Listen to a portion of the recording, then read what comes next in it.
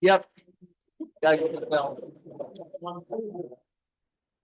Our Rotary motto, Service involved, so.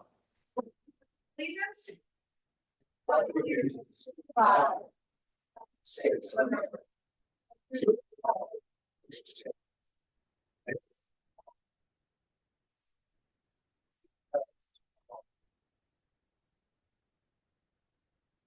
Moment of silence.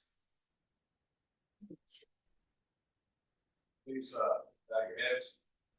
Heavenly Father, we thank you for bringing us together to fellowship and also to learn more about Rotary. Give us strength through the coming week. Bless this food to the nourishment of our bodies and the needs prepared. In your name we pray. Alan, Okay. a little song for today. All right. No, I'm a book. Everybody have it. Over on their table, grab one. On the inside, on the right side of the folder is a song song that's a dedication of people in King Charles Central Park 10 days ago. This was passed out after we had sung our song last week, or I would lead the prayer. So that we can now remember that particular peaceful and dedication by singing it together here, okay? And so, by the way, this song was written rather recently, year 2000, a lot newer than a lot of those stuff. And it was done in memory of those who died in Ireland in the bombing in 1998. And the original version listed all the names of the ones that died in that bombing in 98. But it was released in 1990. And so here we are. Let there be peace on earth, and let it begin with me. Let there be peace on earth, the peace that was sent. Really?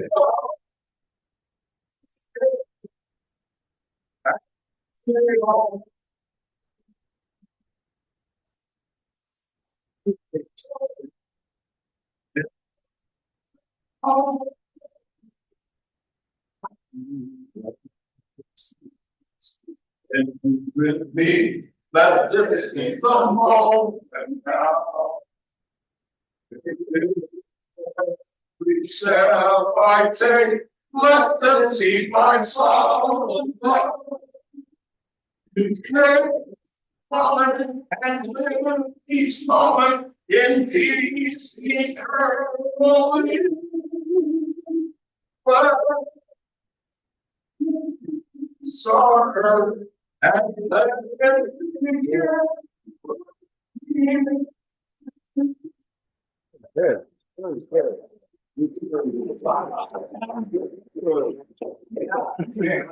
It's a new one. Yeah. I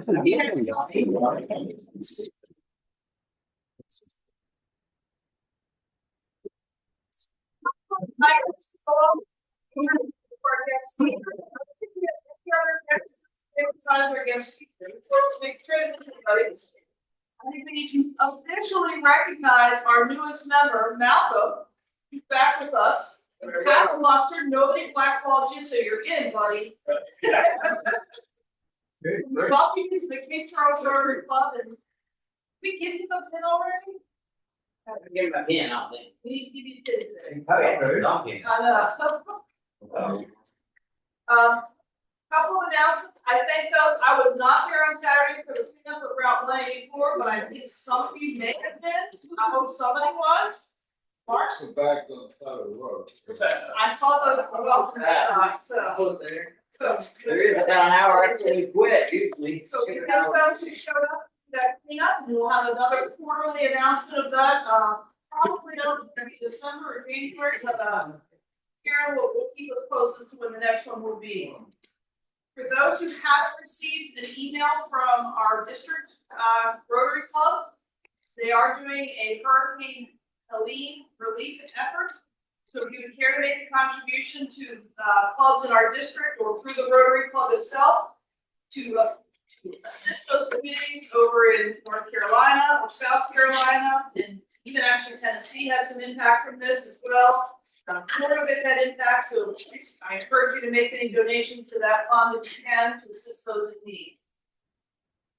Just a reminder, we do have a board meeting next Tuesday that starts at 11 here. I will not be present, so that makes the meeting you all want to come to.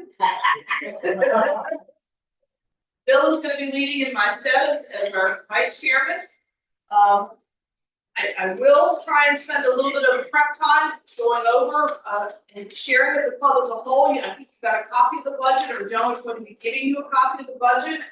We wanted to make sure you're aware of what organizations we had identified for our contributions this year, as well as there's still a fund, a pool of money that have not been identified for where it would go yet. So we still can have contribution requests coming in for us to consider moving through this year. We want to make you aware of what organizations we plan on donating to, and really start getting a little cleaner in our process to getting those funds released maybe on a quarterly basis out, so everyone's aware of that process. And then I should have the committee assignments finished up by the end of this week for distribution to the club as a whole. So we can discuss that a little further next week. No discussion, you're just in it, sorry. Or if you can swap to a different committee versus the two that you're going to be on, that would be okay too, but you're all going to be on two. I will tell you that much. Maybe a few of us are going to be on 3 or 4. So the other things I just wanted to remind you of is we have an upcoming candidates forum on Tuesday, October 22nd at 6 p.m. at the Civic Center. I thank those from this club as well as from the Cape Charles Main Street organization who came together and have formulated questions that will be going out to our candidates. They did a great job on that, and that will be going out to those candidates by the end of this week as well. We did it so that we had a plethora of questions beyond the 3 that were requested, so that I have some backup questions to use the night of Tuesday the 22nd if the audience can't come up with their own sets of additional questions to be formulated out to the candidates that evening. So I hope you're all able to join us that night. It will be broadcast on Facebook Live and then posted onto the town website afterwards for people viewing up to the election time itself. Additionally, if you had already let me know that you can work the night of the candidates forum to help us circulate out the cards and collect the back from the public for any questions they would like to have posed to the candidates, make sure you are coming to that. I again will send out a reminder email probably about a week in advance to those who had already let me know you want to be part of that, just to keep it on your calendar and get you there on Tuesday. And then 2 other items that are a little bit further off on our calendar, but I just want to start getting them on your radar screen. We'll have crab cake sales. We'll start that again. So again, mark on your calendars the Friday before the Thanksgiving weekend. So the week before we do the crab cake baking session. We haven't yet started all the planning and confirming costs, and we get crab meat itself, but it's coming up within around October, so we're a month and a half. 2 months away still. We're okay. But just wanted to make everybody aware that that's coming soon. And lastly, don't be surprised that we're going to be seeking your assistance for Festive Fridays. We've helped in the past with parking and other volunteer efforts during Festive Fridays. So that request will be coming out. I can't imagine it's much longer that we're going to get a request from them to start getting us on some scheduled shifts. I just want to make you aware of those obligations. And with that said, that's it of my list. Any other announcements from the club as a whole? Bill. October 29th, meeting will be, we will celebrate World Polio Day with a purple pinky. Painting your fingernail for a small fee of $5 or greater. And that's to support polio kids. World Polio Day is October. Thank you. Anyone else? I have a question. Will you be ringing the bell with up to Ryan for Christmas holidays? That typically happens. Bill, I know you've had a role in that with the Salvation Yeah, I Army. run it. You run it. So will you be running that on as well? And Libby is going to help me. Oh, Thank you. But that's, Christmas is like a year away. It feels like it's tomorrow. Yeah. Okay. Any other announcements? Hearing none. Two things. I know we've gone around. Did everybody have a chance to buy cards for the Kingdom Hearts? Last call. Let's go ahead and pick who has the highest card out there. I got a King of Diamonds. Anybody got an ace? That's John. Joan has an ace. We need to do. We need to do. We don't buy enough cards. Check your eye. Joan cannot be our president now.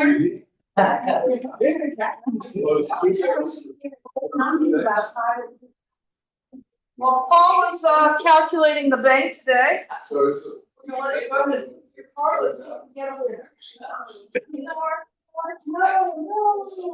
Someone. And we're still all in the game. She picked 8 of clubs. Sorry, Joan. Sorry, Joan.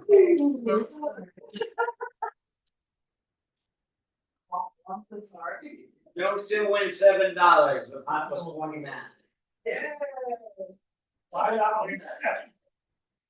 Don't forget to put that on your income tax. Hey, Joe. Anybody? You're 7. And that's, last 2 weeks I was on with, meeting with my son and his physician who did surgery, eye surgery, wound up. The doctor's very pleased with it, so $5 for that, and $5 to give my daughter is gonna make me a grandpa for the first time. Oh. And Any other happy dollars today? Alan. $18 for happy moment. And guess what it's for? Grandchild. Great grandchild. Overkill. No. Everyone else on my cover.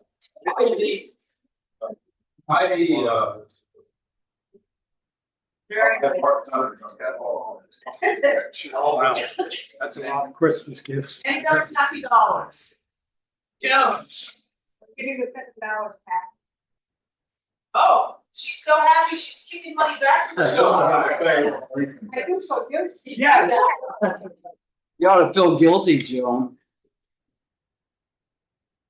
Betty.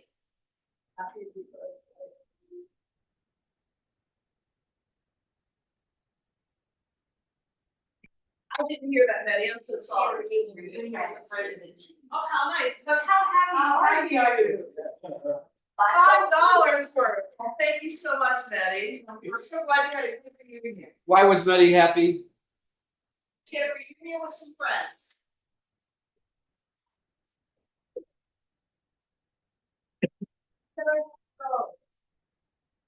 Seeing none. I'm pleased to announce our speakers today. It's Robert Sabatini and Kara Burton, excuse me, who's going to talk to you about a potential national heritage designation for the Eastern Shore. So the floor is yours.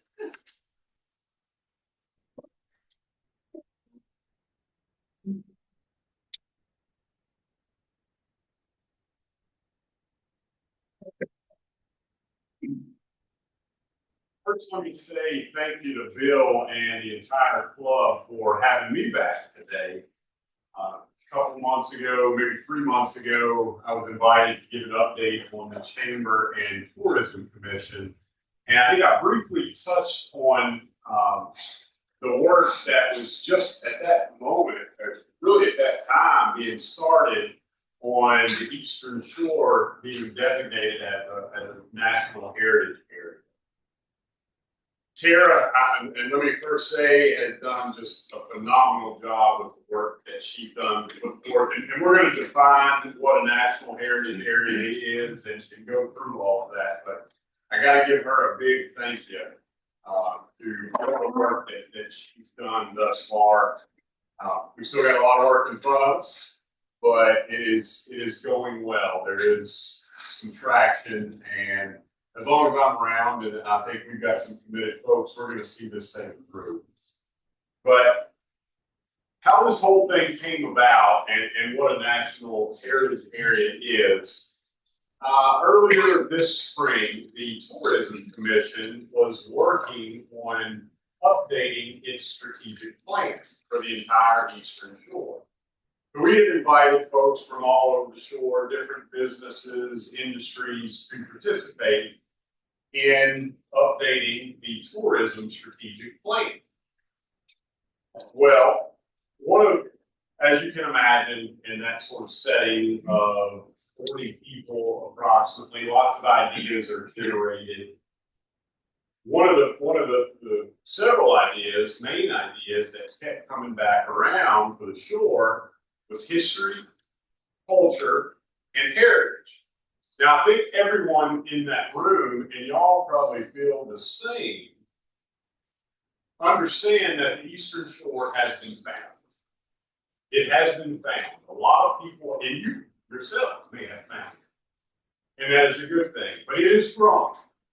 But in so many ways, as to what makes this place so special, the history, the culture, the heritage of the area, we need to make sure that we keep.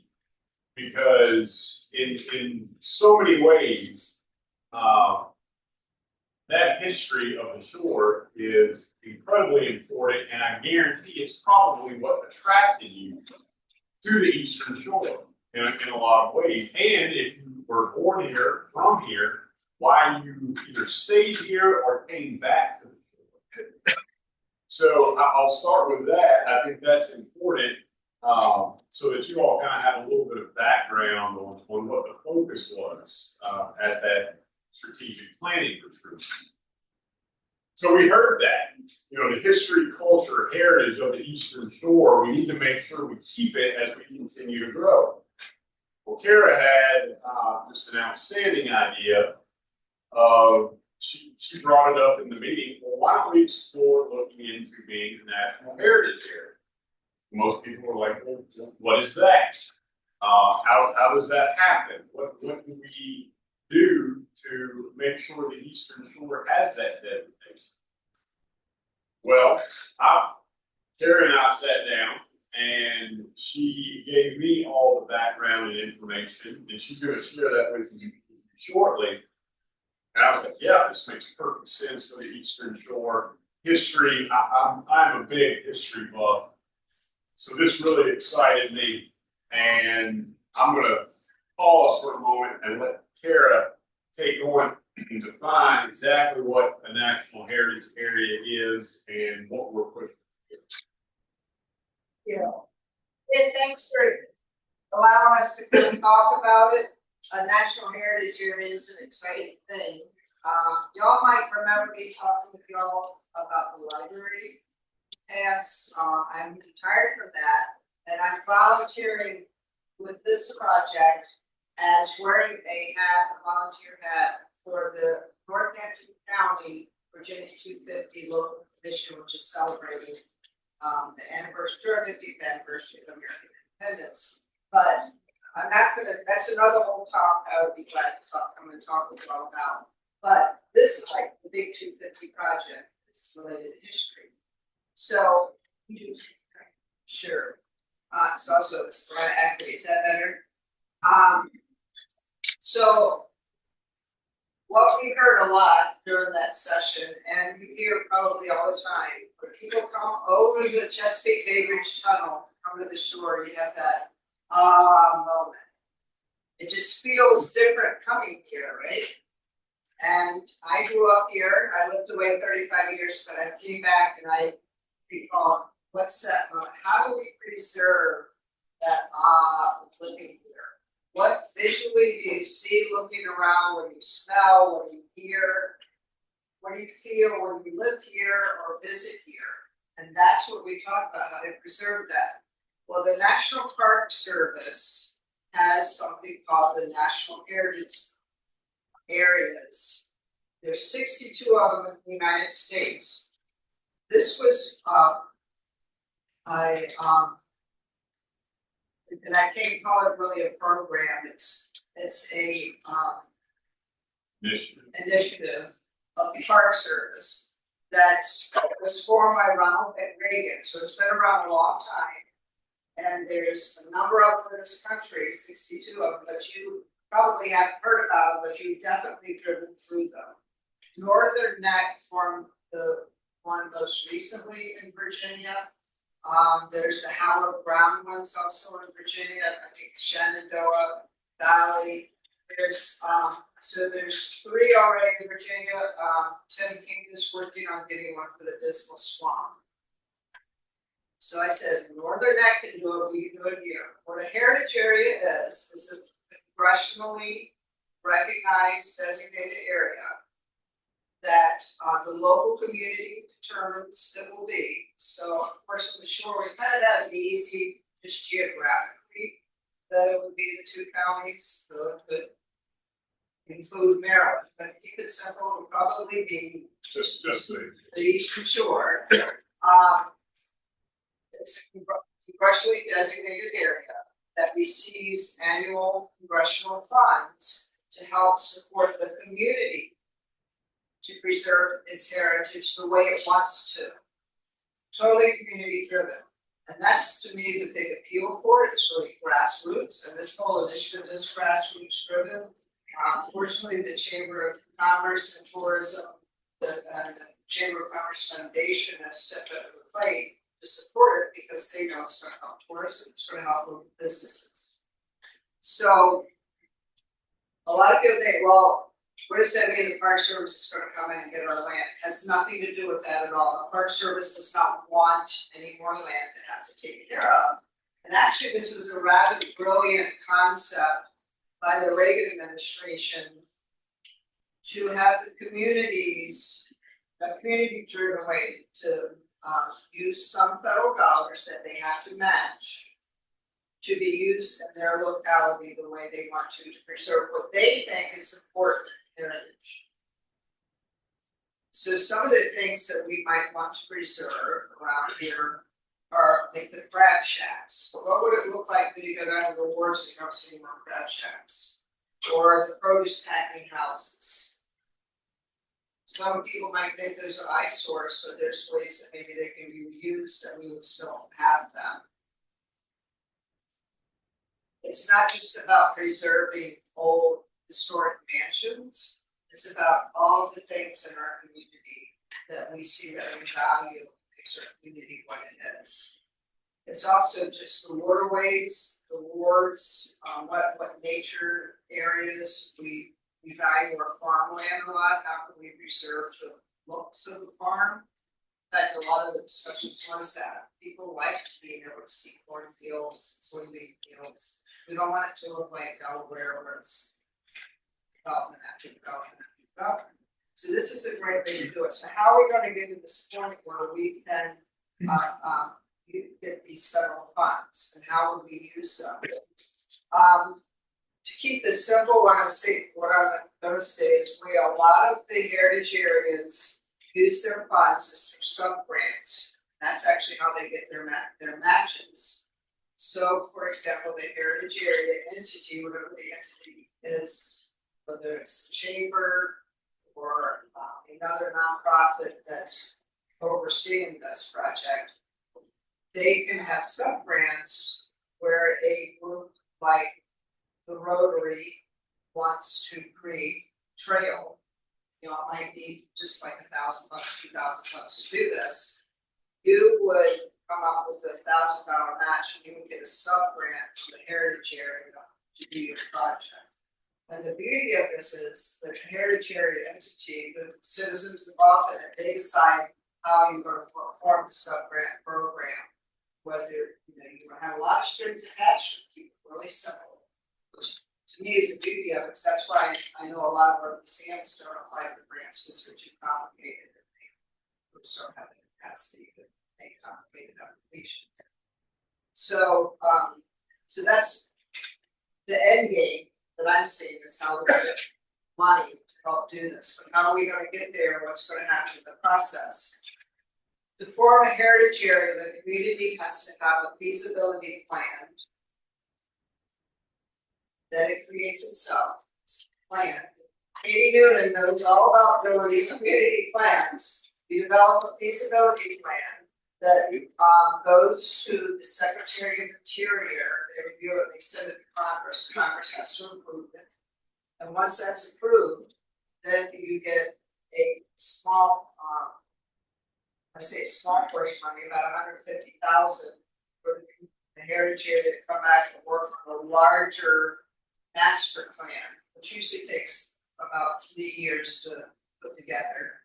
So that 3-year plan, once you get that 150,000, after that, you start getting about $300,000. That's usually an average. Again, it can vary depending on the federal appropriations that year, it can go up and go down.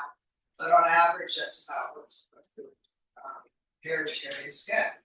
So they're able to use that money to do these sub-grant programs. A lot of them also use it to hire a staff person to help manage these sub-grants and and what other projects the heritage area determines to do. Some of them tend to focus on youth programs, some of them focus on small business development. And again, it's up to the community to decide what it wants to do. And it's going to be a long process to do that. Where we are right now is trying to get the grant to fund the feasibility study to do this. We've gotten a quote to do that, which is about 117,000. We broke it in phases to so it's a year-long process. That sounds like a lot of money, but that's very typical how much we spend on federal planning grant projects cost. Breaking it up into phases, like 3 phases, so that they're smaller packets of grant funding. It's another way to get that money would be donations or sponsorships to secure that. But that's the first step that we're working on. We're very gracious that the Chamber Foundation has stepped up to act as the fiscal agent for these grants. And that's where we're waiting right now. We do need letters of support as well. Saying will be needed to go along with the feasibility study. And that might be something I'm sure we'll reach out to y'all in the future to those. And just to add, Kara mentioned, of course, agriculture, aquaculture, supporting and promoting our farmers. Also looking at music. There is a rich history of music on the shore, Franktown. Different ideas have been thrown around about that. The railway, of course, now moved into the rail trail. So there's a lot of different ideas on how receiving this designation and these monies would really do some positive for these. The other advantage of it too is once you have that designation, it makes you more eligible to get other federal funding. So this is really a way to bring some big dollars to the shore and bring us also on the national level as getting recognition that our heritage is important. Our heritage helped form this country. There's what I call the Eastern Shore diaspora across this country, of all the people that originated here historically and moved off and done other great things in the country. But a lot of it started here, and our heritage is very important. We want to preserve it, and this is a critical time in America's history for us to think about that. We work hard to preserve it. John, you had a question. I did. In my mind, I'm wondering, my knowledge, and I'm not sure that I'm completely informed, but there are at least 2 Chamber of Commerce's in the Eastern Shore of Virginia, Kankakee and Eastern Shore Chambers. And you mentioned the foundation also. I'm wondering if it's planned to create an independent nonprofit with organizations having representation on that nonprofit, or how is it going to be managed so that it addresses the entire Eastern Shore? That's what the feasibility study works out. That's what decides. So basically what you have is a bunch of stakeholder meetings And people sit around the table and figure out how they're gonna work this out. So some of the heritage areas have formed new nonprofits to do that. Some of them operate under their AFT, their planning district commissions. Some of them are under tourism. It's again, it depends on the community where capacity is. And it's, so again, that's why you have the feasibility study to answer those questions. Thank you. Good question. Dave? I just have a deal with heritage sites, do they, interconnect, just like, I'm always fascinated that Martha, Custis Washington's family was here in Arlington, original Arlington is here, and all this shifted up to DC when she married Earl George. And do they ever talk about, they just talk about the colony of the beginning, not this soil, which came from with like in Arlington, they connect that Arlington back to Martha. So, okay, that's a very good question, and maybe the way I can answer it is, one of the benefits of being a heritage area is you will be on the National Park Service website. So that alone will help drive tourism. The other thing is it makes us eligible for technical assistance from the National Park Service. And it brings us, and they don't, it's not a program that they have, but they provide technical services such as have training for nonprofit capacity building, connect you with these other areas so that you can share resources and maybe have, there's other grant opportunities with our park service that are just for areas. There's also a National Heritage Area Association, which, like with anything, so these 62 heritage areas can get together. Now they have a conference every year. They help support setting together that. So there are organizations on the shore that are already doing what you're talking about, connecting with Chloe Williamsburg, like on they're going on the Custis thing, making that reflect back to Arlington. Yeah. But this would help a lot, yes. I'm assuming that the barrier island included in this thing territory. But curiosity question, Tangier Island was settled in the early 1700s by Eastern Shore people, Crockett family, maybe. Are they included in the designated area? Again, the reason you have the feasibility studies to officially designate what the area is, because it's in Accomack County, it would lend itself to be in that. However, I did ask the question, how far out in the water that the heritage area can actually go, and they actually are going to answer that because others have asked that question. I was thinking about the shipwrecks. There are a lot, that's a big business, is the people that do diving, and there are people that do diving like off of West Delaware, off here on the wrecks off of Watch Creek. So it goes out to a certain number of miles offshore as well. The question is how far it would go into the day. Yeah. Whether or not we go all the way over to the shoreline on the other side. And again, the feasibility study. And then just one other thing for the people here. During the Civil War, the South was asked to ship all their county records up in Richmond for storage. And it turned out that warehouse where all that happened was burned down during the Civil War. The one courthouse that did not oblige that was Easton, which happens to be the oldest courthouse in the entire United States. And they were the only ones in the southern, or in Virginia, who preserved all their records going back to the early 1500s. All the other counties lost all the records for the Civil War because they were all burned in Richmond. So just the factual history thing from that. Thank you. Yes. We thank them for coming and informing us about this. It sounds like they need to keep us informed as this progresses, and it sounds like you may have some people who want to be part of the study. Y'all definitely want to be part of it. Fantastic. I'm only down to one cup. You got one last time. You yelling. Rotary Club. Thank you. Thank you very much for coming today. We appreciate it.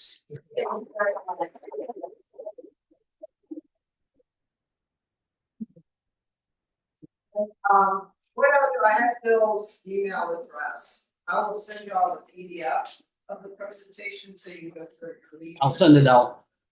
Thank you so Thank you all. much. Thank you.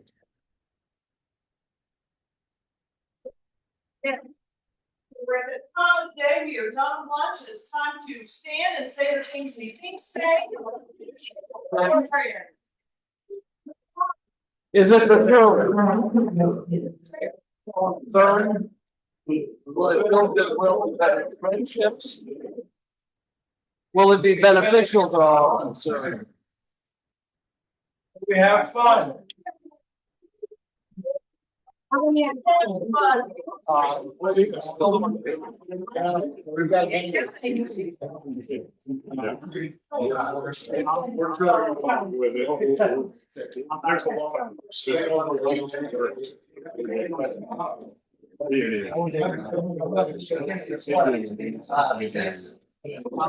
Yeah.